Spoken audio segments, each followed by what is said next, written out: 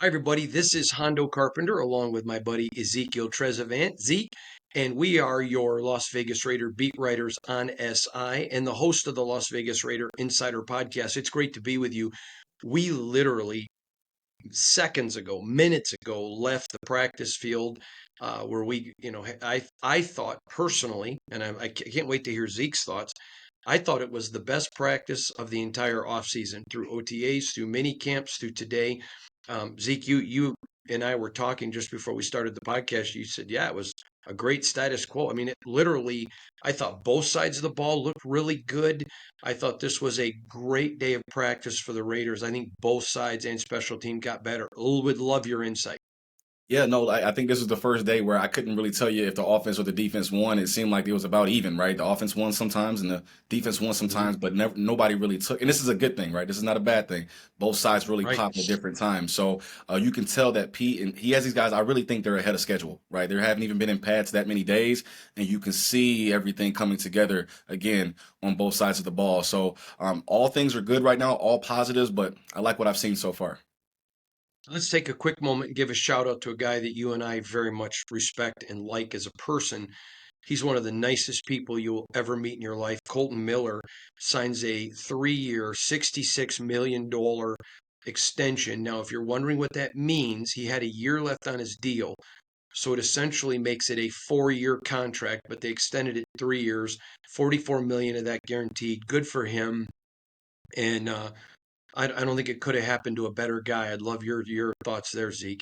Yeah, the good thing about Colton is that you like him personally and you like him professionally, right? He does his job Hmm. really, really well, and then aside from his job, he's just a good guy. He's easy to talk to, very nice. You really don't see anything but smiles on his face whenever you cross paths with him. So, like you said, it couldn't happen to a better person. But in terms of what it means for the team, a couple things.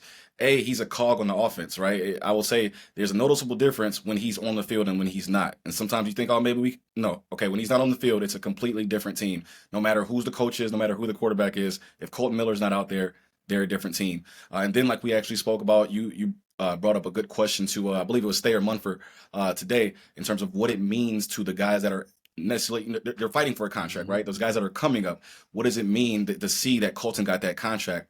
Those guys that are coming up know that hey, John Spytek, this new front office, will take care of us if we do our job. Yeah, and I asked Colton about it as well. I mean, I have talked about it numerous times on this podcast, but the general manager isn't out there on the field coaching, but you earn trust. You earn trust by do you take care of your guys who take care of you? Colton didn't hold out, just like Jacoby's not.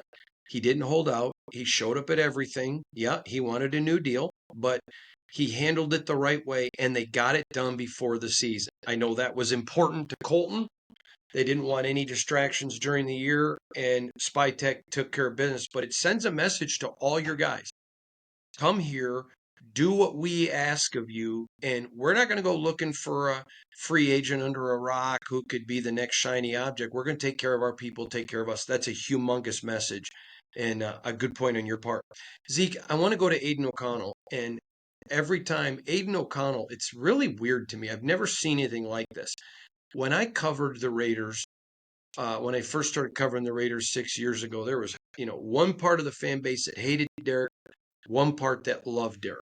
And I never understood it. I didn't understand the dichotomy. Still don't understand it. And man, we're seeing that with Aiden. If you compliment him, everyone says, "Oh, he's going to be Geno." No, he's not. Let's just make that clear. But the reality is, I don't understand why people don't like the guy. I mean, personally, and quite frankly, he's so young and he has shown signs that he can do things. I think he's a great, and we saw Pete Carroll the other day say he has as much confidence in Aiden backing up Geno as he did Geno backing up Russell. But in my opinion, and you were there, so if you disagree, I don't care. But I think this was the best practice, mini camp, OTA, training camp, regular season I've seen from Aiden in his 3 years. I thought he was flawless today. Yeah, you never really see Aiden take steps back in his development, right? Every day he gets Mhm. better. Now, is it sexy? No, okay, it's not, guys. Okay, I think we can all agree on that, right? It's not necessarily sexy, but he gets the job done and he gets better every chance he's gotten. It's been a pleasure to watch Aiden grow, and I think one thing he has proven time and time again, and I think this year he might have that chance to prove it again in the right situation. He does okay. He is a serviceable quarterback, but just like any other quarterback, he needs the right tools around him on the field. He needs the right coaching behind him off the field. So put Aiden in the right situation, and I think he'll do well. Yeah, I was very impressed with today. In fact, you heard me. I talked to him after practice, and I have been reporting all year since they signed Gino. This was a blessing. It was. Come on in, Q. Say hi to everybody. Hi, everybody. Sorry, My guy Q Myers I'm messing up. from ESPN. I didn't see him, I but feel like I lost my key fob. no, I don't see it. But oh, there you go. Anyways, but I thought, I've said since they signed Gino that I thought this was a blessing from Aiden. Found it. You found it? Found it. Nice. Good looking out, ladies and gentlemen. And I thought it was a blessing that they signed Gino for Aiden because Gino's been there, came in, Oh. got thrown in the fire early. I mean, a lot of people hated Gino, didn't like him, whatever, which made no sense. And I asked Aiden about it today, and bam, he was like, yes. And I just think a lot of credit goes to Ole. A lot of credit goes to the stability of Pete Carroll. But let's give and a lot goes to Aiden for his work ethic. But you got to give some credit to Gino for the emergence of Aiden 2.0. Yeah, listen, there's no way that, the starting quarterback is not having some impact on the backup quarterback. And in this situation, a lot, right? In terms of the experience. I think it's a lot of different things that play into it, right? Most importantly, if you ask me, just the similarities that they've had in their career in terms of being a starter, being a backup, playing both sides of that coin. I think those are two completely different things, right? Being a starter and being a backup. So I think I think Aiden has learned from Gino in that aspect on the field. But, as you and I have talked privately as well, Hondo, I think it takes a lot of the pressure off of Aiden, right? It's tough to develop while you have the pressure of also winning, right? So I think the fact that Aiden can kind of take a step back, learn from a competent quarterback, a competent starting quarterback, I think that's going to go a long way for him mentally and on the field as well. And I asked him about his new body and his new release. I mean, he doesn't even look like the same guy to me, does he? You? He's got to, he's definitely getting the ball out quicker. And honestly, I think that might, it plays to Gino and it plays to Chip. Don't get me wrong, but I think it plays to him being in the league now, going on his third year, right? So he's able to process things a lot faster than maybe, and he's thinking less, right? I think there's a lot less thinking going on in his part too. But maybe he's thinking less because he's a backup quarterback now, right? He doesn't have to necessarily be perfect or be great because he's not the starter. So I think it all plays into his hands. It all plays into Aiden's favor, and I expect good things from him when he has that opportunity. How about me asking uh, Colton if he's buying lunch for Spytech next time they go out to eat? And he's like, no, I think I'm buying lunch for everybody. Yeah, right. He can do it. Yes, sir. All right, let's turn to Jordan Meredith. That guy really burst on the scene last year and played outstanding. Was that left guard, but now they've put Dylan Parham back over there. He's at center. JPJ taking reps at right guard. Listen, I like Alex Kappa. This is not an insult to him, but when they signed him, I thought in my opinion, he should have been the backup guy. You let those young guys be up front with a Delmar, DJ Glaze, the mule. Then you have Cap, Colton next to him. But I like those three interior guys. Talk about JPJ. Talk about Jordan and Dylan, please. Yeah, listen, first of all, Meredith is very, very versatile, right? Not that the other guys are not, but Meredith brings a lot of versatility, and it allows the coaching staff to kind of play musical chairs if you want to, if need be, if they want to, or if, performance issues or if somebody gets hurt, etc. But I like what they can do in the middle. I think it's going to go a long way. You hit it on the head in terms of Kappa. It's not necessarily a knock on Kappa, but if you think about it, he was the only new addition on the offensive line heading into this season. So you throw Meredith in there, and it's like at the very least you have continuity along the offensive line. Still got some kinks to work out in terms of a new offense, but Meredith has played next to all those guys in various facets. So I think it makes sense in a lot of different ways, and it allows the coaching staff to develop guys behind those three.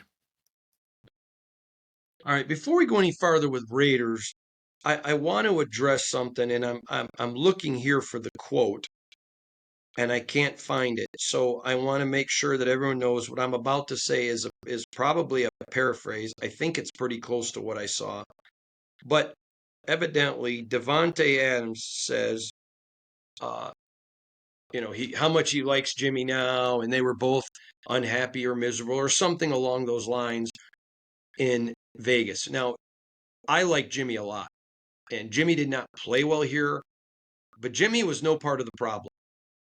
But I'm getting really tired of Davante. I mean, you create a problem and then you want to blame others for it. There's a name for that. I'm not going to say it, but to me, it's just like, give me a freaking break and just keep your mouth shut. Cash your checks, and he has a right to say whatever he wants. But so do I. And don't be part of the reason there is a problem. And then, in my opinion, and then complain about the problem. I mean, hello here. Where am I wrong, Zeke? It's like, shut up. So the only thing I would say you were wrong about, and I say this very, very respectfully to Jimmy Garoppolo, is that Jimmy was part of the problem. Okay, Jimmy was Okay, but I'm playing saying he wasn't part of the problem off the field. in terms of the drama, in terms of the off. Yeah, Yeah. Jimmy's a great dude in terms of a locker room guy. He was never a bad part in the locker room. He was never a bad apple in the locker room. So nobody can say that. But I do think that a lot of Devontae's frustration was from what was happening on the field. So in that sense, I do think Jimmy was a problem. Other than that, yes, I'm completely with you. I think Devontae, it's been odd to watch, from afar, especially now that he's gone. Like you got everything you really wanted, man. You got the contract from the Rams. You got to Matthew Stafford as your quarterback after playing with Aaron Rodgers that you wanted to play with. I personally don't understand why he continues to take shots at the Raiders when most of the people that he was dealing with, coaches, front office, etc., are not. I hearing. understand. Yeah, I understand. Trust me. I'm just not going to use the words I want to use. I don't. It's like a bad ex girlfriend. It's like, man, it's been a year. Like, why are you still like move on? You know what I mean? Like, why are you still talking about me? You know what I mean? So yeah, it's been weird to watch, but there's a lot of feelings both ways, and he hasn't let them go. Yeah, I could just picture Mark Davis. Keep Just my rolling his team's eyes. name out your mouth. Like, move on, man. You get 20 million a year. Matthew Stafford's tossing you the ball. Just go live. Like, you're in Los Angeles. Go live, bro.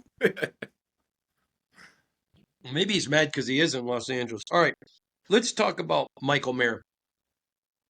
Multiple touchdowns today.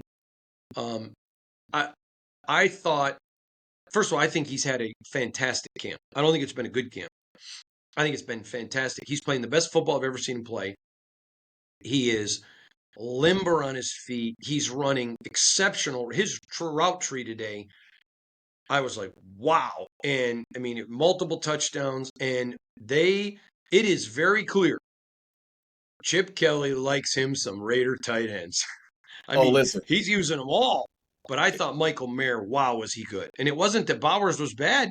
Bowers was his usual perfect. He's Bowers. But Yeah. Mayer 100%. was like, Yes. Bowers is Bowers, right? We all know what we're getting in Brock Bowers. We know he's great and he's still going to be great. So that's par for the course. In Mayer, right? The potential's always been there, but because of certain things, right, he wasn't necessarily used the proper way. From what I saw specifically today, man, listen, I saw him catch a touchdown, and then I looked in his eyes, and just it was brightness, right? He was happy, he was lit. The smile on his face was like, this is it. Like you could tell that he feels good. So listen, multiple touchdowns, like you said. I think they're going to make it a point to get him involved. It might not always add up to a bunch of yards, but Michael Mayer is going to have a big spot on this offense. If you ask me specifically, I think he might be your touchdown guy, right? Brock might get you down the field, and guess what? You get down to the red zone. How are you going to cover Brock, Mayer, everybody else? So excited for him. This should be the best season Mayer's ever had. He looks good, and then more than anything, better quarterback, better offensive coordinator. Big things on the way for Mayer.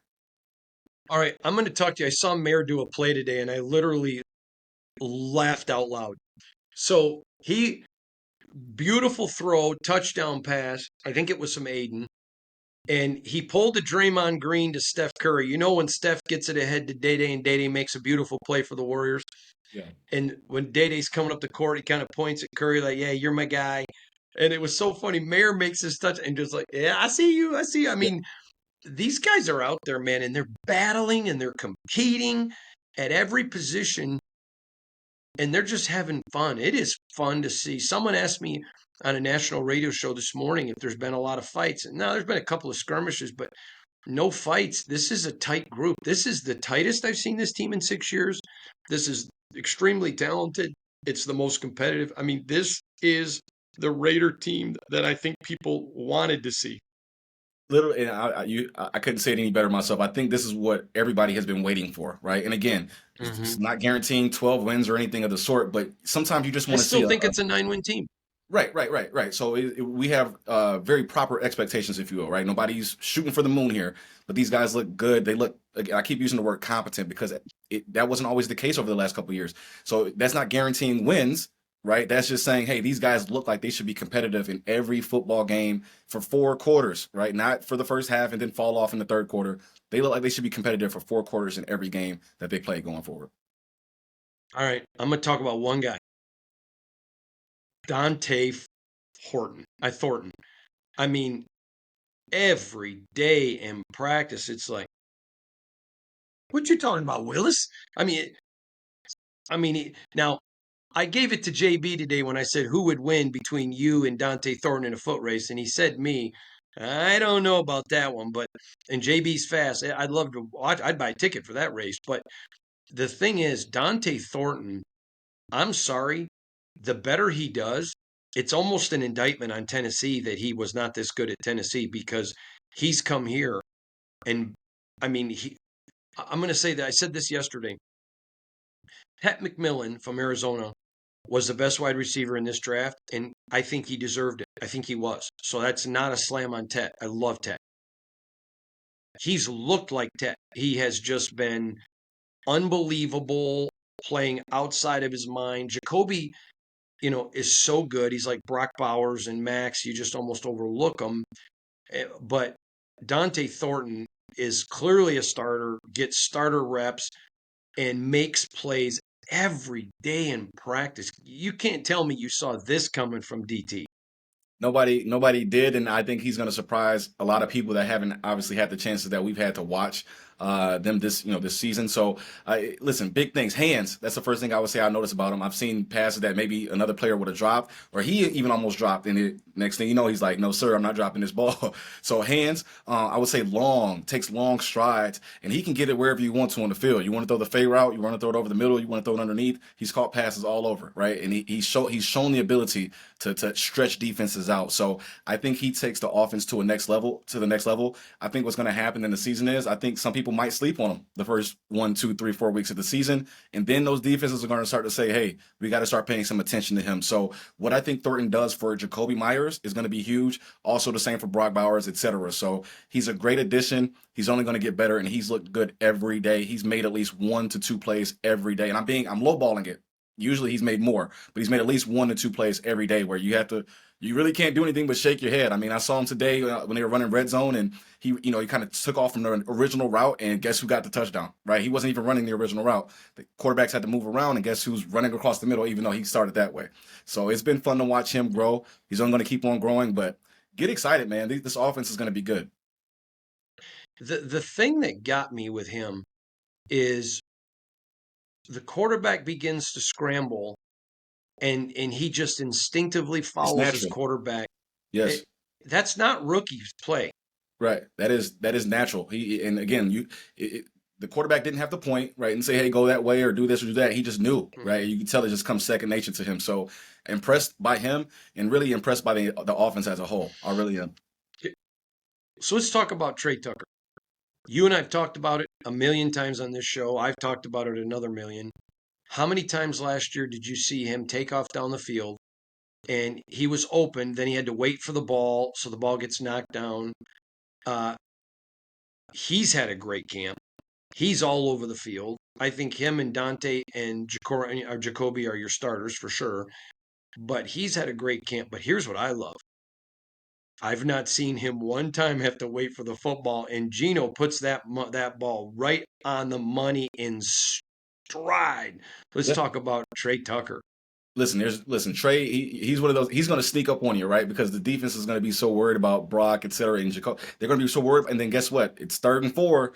It's 3rd and 3, 2nd and 3. Listen, look for Trey Tucker, right? He's going to be there because the defense has so much to worry about. He's another player that has gotten better. We've been watching these guys grow. The Trey Tuckers or Aidens, for the last couple of years. Trey has gotten better, right? And I think this offense is going to play to his skill set better than the last couple offenses has. So expecting him to do big things this year, expecting him to kind of take the next step underneath Chip Kelly's offense. Let's go back to Dante for a minute because I feel like I should have talked more about something that we didn't, and I apologize to our listener. When the quarterback begins to scramble, defenses go into plaster coverage, which literally means plaster your guy because you don't know where he's going. To me, as good as Dante is running his original routes, and he's fantastic. In plaster, he's even better because he's such a physical mismatch. I don't know that there's a corner on this team that can plaster him and keep him with that size and speed from getting open. What do you think of that? Yeah, that's where the length and the size comes in, right? So you can try to body him all you want to, but he can do like that, and you're going to go a yard or two off of him because he's so big. I think a lot of people really don't know how big that he is as a human being at wide receiver. So yeah, and like we said earlier, right? When he starts to move and when the pass starts or the play starts to break down, he starts to move. I mean, it's instinctual. It really is. So he's going to be a weapon. That's the word I would use for Thornton. Weapon. So get ready. All right. Three more guys I want to talk about. Alex Bachman, again, Again. every day, Mhm. making plays. Again, if the season started today and it doesn't, they still have 3 games and joint practices. So I'm not pretending this is over. But if it ended today, he's on this roster. That young man has fought, battled, scratched, even with Jack Besh, who's having a great camp. And quite frankly, I think the wide receivers as a group, and I think there's several groups, are having one of the best camps. But Alex Bachman has said, "Hey guys, I'm here and I belong here." That young man has been impressive every single day. Scrappy. Scrappy is when I watched him today, that was the word that just kind of popped in my head. He's scrappy. Now, he's going to make the good catch, the hard catch, and everything in between, but he's dependable. That's another thing. Like you almost expect it. Now, I'm saying almost, right? He's not Bowers to where you expect it every time or anything like that, but you almost start to expect when the ball goes his way, he's going to come down with it, right? That's kind of where I'm at with him. So he's been impressive. He's been another one of those names that you have to keep an eye on. And honestly, I think those guys that are lower on in terms of wide receiver, the guys that are lower on the chart, there's still a spot for them, right? Because I think Chip Kelly is going to make it a point to guess what? If you're a defense, what do we always know that they do? They look at the number. Where's 89, right? Where is this person? Well, guess what? When you start rolling the Bachman out there, guys you've never heard of, how do you defend that? Right? You weren't game planning for that, right? So I think Chip Kelly's Right. going to use those guys that you've never heard of. Chip Kelly's going to have a field day with them. Let's talk about JB, Jacorian Bennett. Um, I want to be very fair. He's running a lot with the threes. He is getting reps with twos and ones, but he's running a lot with threes. I think the conventional wisdom would be, wow, he's playing bad. He's getting reps with the three. I don't think that's conventional wisdom is correct. I think, quite frankly, it's just the people of, Eric Stokes is playing like he did as a rookie, which he looked like an all pro. Darian Porter is playing out of his mind. We'll talk about that young man in a minute. I don't think it's a reflection on JB's play, although I don't think he's playing the best he's ever played. But I don't think it's a story about, oh, he just stinks at all. I think it's the fact that everybody else has lifted their game up. Agree or disagree? I'm 50-50 on that. Well, more, I'll say 75, Okay. 25%. 75%, I do agree with you in terms of it's not like he's playing poor. I don't think he's playing poor by any means. And I do think, I think we can say we know that those other cornerbacks are playing well, right? So I do think that's a large part of it. But I think there has to be something that's, sorry I'm getting so passionate about it because I've been thinking about this a lot, but there has to be something that the coaching staff saw and that they did for him to drop where he's dropped. Something had to have Yeah. happened. That's the best way I can Well, say and it. he talked today with you and I Mhm. about um he's having to learn their techniques and he's Yep. having to learn the way they want it. And that is a learning process. And I asked him, I said, how hard is it?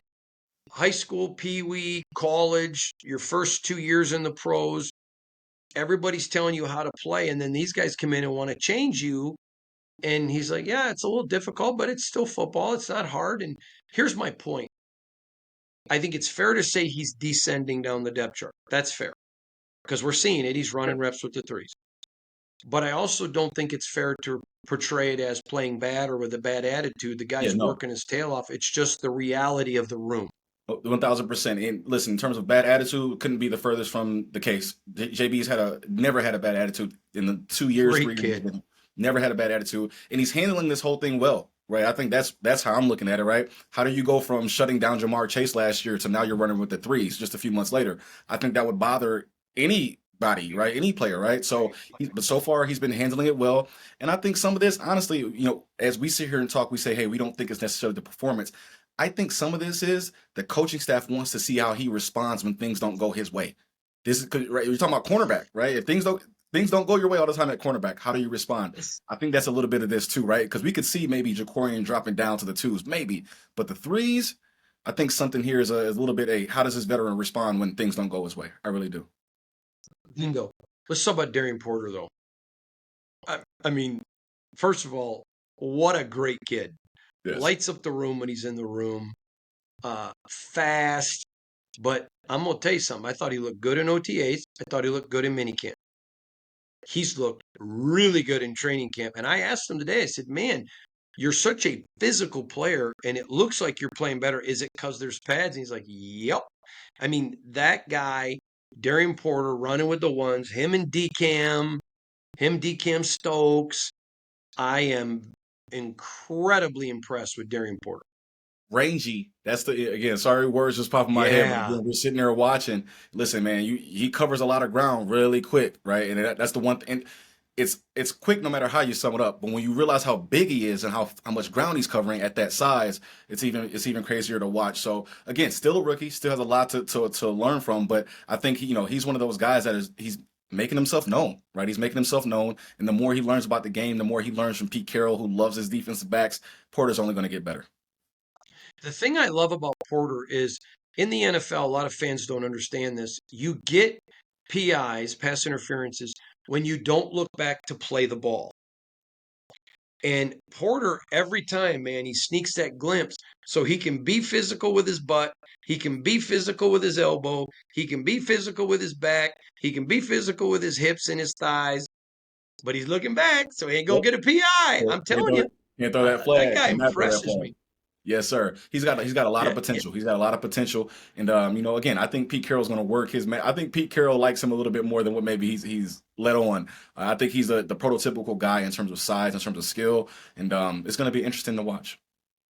And again, I want to go back to Porter real quick because I watched him. I don't remember if it was today or earlier in camp, but he had a play where he physical Jakobi Meyers, and when the play was over, Jakobi walked over and just kind of, smacked him on the rear, like, good job, Rook. Yeah. He's earned the respect. Yes. And that's a big deal.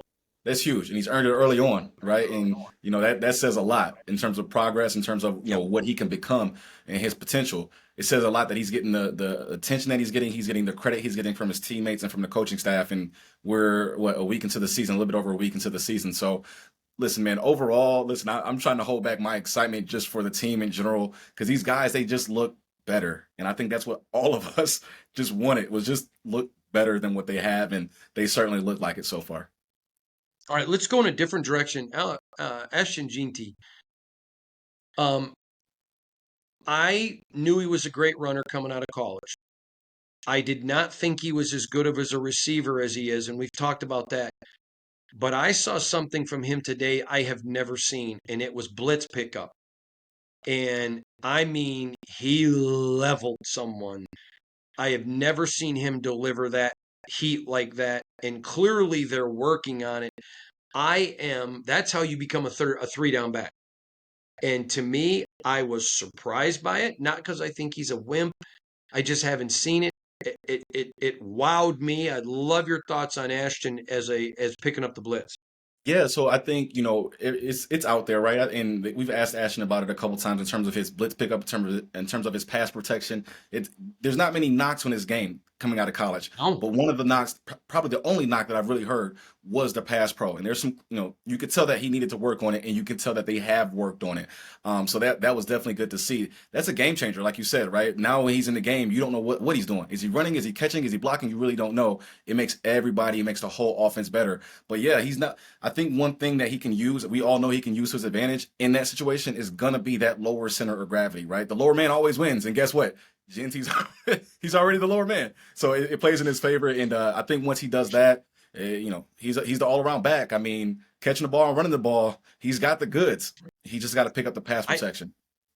I think him and Dylan Lave are the only two guys you can look down on in practice. But as little as you are as far as height, he's as wide as you. A lot wider than you, I should say. Yes, sir. All right. By the way, I want to point something out. It is not disrespect that we are doing our podcast in t-shirts, but it's 110 degrees outside and we So are at training camp. So at least I'm still representing Michigan State every day. I got to get some green and white on Zeke. But anyways, it was. What are you laughing at? Go Western Michigan Broncos all day, every day, baby, all day. Go Broncos. Dirk. Anyways, but I always do rub it into Spytech that go green. Anyways, because he's a Wolverine. But anyways, just want to let you guys know that. I want to tell everybody something. There is something big coming this weekend. 1 o'clock at Allegiant Stadium on Saturday is the mock game. I had a person ask me last year, I don't remember if it was in Tampa Bay, I don't remember if it was in Denver, I think it was in Tampa Bay, but it was at one of the away sites. Hey, Hondo, my family's saving up to go to a game. What game do you think we should go to at Allegiant? And I told them, I would tell all of you, excuse me, go to the mock game. It's free. You get a lot of players go around and talk to the fans. Allegiant Stadium is the most beautiful stadium in the NFL, in my opinion.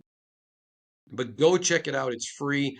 Get a front row seat with your Raiders. I think people should absolutely do that. I'd love your thoughts on that one, Z. Yeah. Listen, as a person who loves, attending games and taking, I have so many memories going to games with my family. I think if you could do that and do so in a financially responsible way, why not do it? That's just the starting point. Secondly, you get an early look at the guys, right? You kind of get it. You guys have been waiting all season, all summer, I should say, to see them.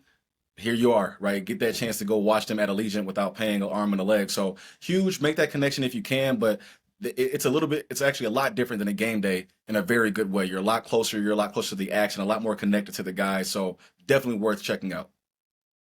All right, now listen, get all of our coverage when you go to si.com/NFL/Raiders, and you can find Zeke at EZTrez, SI, right? EasyTress_SI. _SI on Twitter. You can find me at Hondo Carpenter. But remember, put it in your favorites every day. Check it out. si.com/NFL/Raiders. We'll see you tomorrow. See you guys.